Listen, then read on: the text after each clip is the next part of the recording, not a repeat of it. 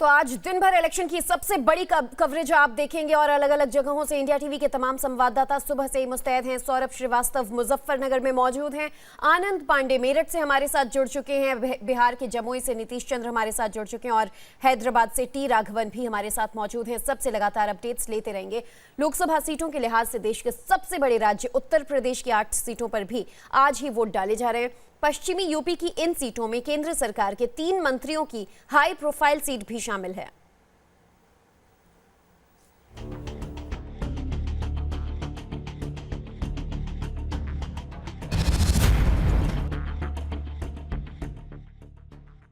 दिल्ली की सरकार का द्वार है उत्तर प्रदेश। 80 सीटों वाले देश के सबसे बड़े सूबे की 8 सीटों पर आज चुनाव है। आज गाजियाबाद, गौतम बुद्ध नगर, मेरठ, मुजफ्फरनगर, बागपत, सहारनपुर, कैराना और बिजनौर की जनता अगले 5 साल के लिए अपना मुस्तकबिल तय कर लेगी। पश्चिमी यूपी के जिन हाई प्रोफाइल सीटों पर आज वोटिंग है, उनमें दिल्ली से सटी गाजियाबाद की सीट भी शामिल है। गाजियाबाद में बीजेपी उम्मीदवार और केंद्रीय मंत्री वीके सिंह का मुकाबला कांग्रेस की डॉली शर्मा और महागठबंधन से एसपी उम्मीदवार सुरेश बंसल से है। आर्मी के पूर्व जनरल वीके सिंह की सियासी पारी का यह दूसरा चुनाव है और इस चुनाव में भी वो जीत को लेकर पूरी तरह आश्वस्त नजर आ रहे हैं। हर चुनाव अपने आप में चुनौती होती है, उसके बाद आपकी अपने आप से चुनौती होती है।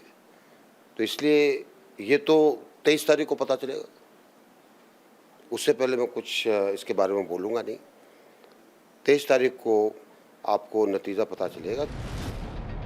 आज दिल्ली से ही सटे यूपी के गौतम बुद्ध नगर यानी नोएडा में चुनाव है।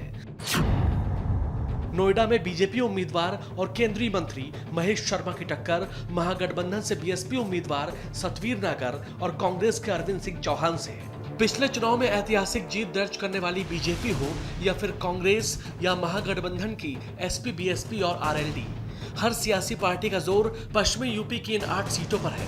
पहले चरण की हाई प्रोफाइल सीटों में पश्चिमी यूपी की बागपत सीट भी शुमार है।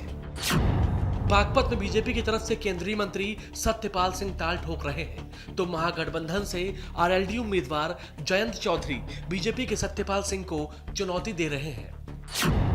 वहीं मुजफ्फरनगर में बीजेपी के संजीव बालियान का मुकाबला महागठबंधन से आरएलडी उम्मीदवार अजीत सिंह से है। सहारनपुर में बीजेपी से दोबारा ताल ठोक रहे राघव लखनपाल का मुकाबला कांग्रेस के इमरान मसूद और बीएसपी के हाजी फजलुर रहमान से है। अपने विवादित बयानों के लिए मशहूर कांग्रेस के इमरान मसूद ने पिछली बार बीजेपी के राघव लखनपाल को कड़ी टक्कर दी थी, लेकिन राघव लखनपाल 65,000 वोटों से जीत दर्ज करने में कामयाब रहे थे। मेरठ में बीजेपी सांसद राजेंद्र अग्रवाल के खिलाफ बीएसपी के हाजी याकूब कुरैशी और कांग्रेस के हरेंद्र अग्रवाल हैं। तो बिजनौर में बीजेपी उम्मीदवार कुंवर भारतेंद्र सिंह, बीएसपी के मलूक नागर और बीएसपी से कांग्रेस में आए नसीमुद्दीन सिद्दीकी के बीच त्रिकोणीय टक्कर के आसार हैं। कैराना में बीजेपी सांसद हुकुम सिंह के निधन के बाद हुए उपचुनाव में महागठबंधन के बैनर तले एसपी उम्मीदवार तबस्सुम हसन ने यह सीट अपने नाम कर ली थी। इस बार भी एसपी ने तबस्सुम हसन पर भरोसा जताया है। महागठबंधन के तबस्सुम का मुख्य मुकाबला बीजेपी के प्रदीप चौधरी से है, जबकि यहां कांग्रेस ने हरेंद्र मलिक को उम्मीदवार बनाया है। आज पश्चिमी यूपी की इन 8 सीटों के नए सांसदों के नाम ईवीएम में कैद हो जाएंगे, जिनके नामों का ऐलान 23 मई को होगा।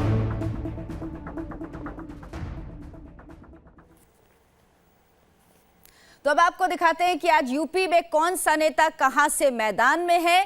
Ghaziabad seat, high profile seat जो है, यहां से बीजेपी के मौजूदा सांसद जनरल वीके सिंह फिर से मैदान में हैं, जिनका मुकाबला कई वरिष्ठ नेताओं से को दरकिनार कर कांग्रेस कैंडिडेट बनी डॉली शर्मा को कांग्रेस ने उम्मीदवार के तौर पर उतारा है मुकाबले में। और समाजवादी पार्टी और बीएसपी आरएलडी गठबंधन से पूर्व विधायक सुरेश बंसल को यहां से टिकट दिया गया है। यानी जनरल वीके सिंह के मुकाबले में डॉली शर्मा कांग्रेस से और सुरेश बंसल जो हैं वो इस वक्त गाजियाबाद से चुनाव लड़ रहे हैं महागठबंधन के उम्मीदवार के तौर पर।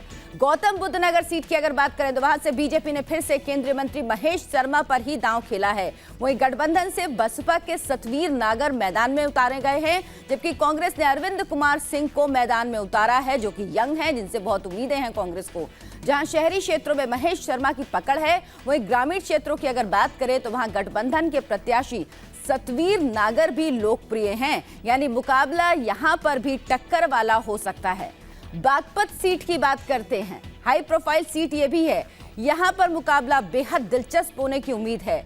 यहां से बीजेपी के मौजूदा सांसद सत्यपाल सिंह की सीधी टक्कर आरएलडी के जयंत चौधरी से है। आरएलडी से सीधी टक्कर यहां सत्यपाल सिंह को मिल रही है।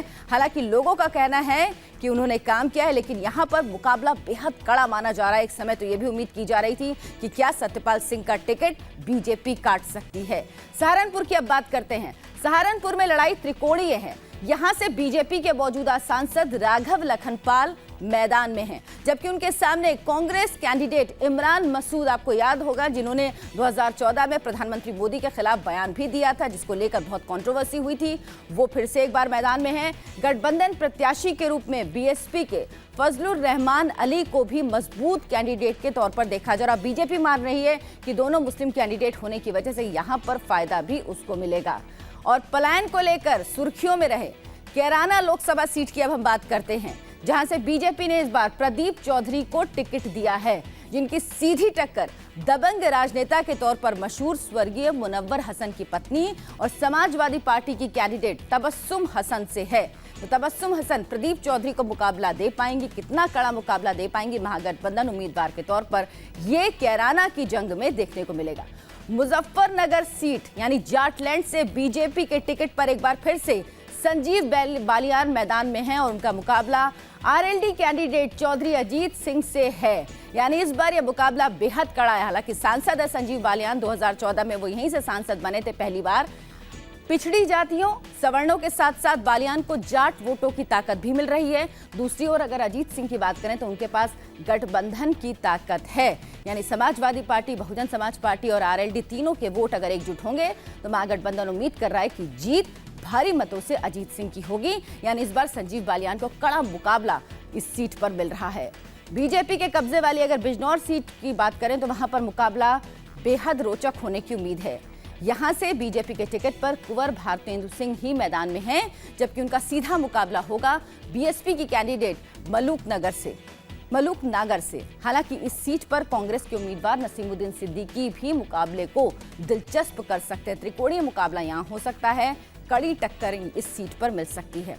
यूपी की मेरठ लोकसभा सीट से राजेंद्र अग्रवाल को उतारा गया है, जहां उनका मुकाबला बीएसपी के कैंडिडेट हाजी याकूब कुरैशी से होगा। इस सीट से कांग्रेस प्रत्याशी हरेंद्र अग्रवाल भी चुनौती दे सकते हैं।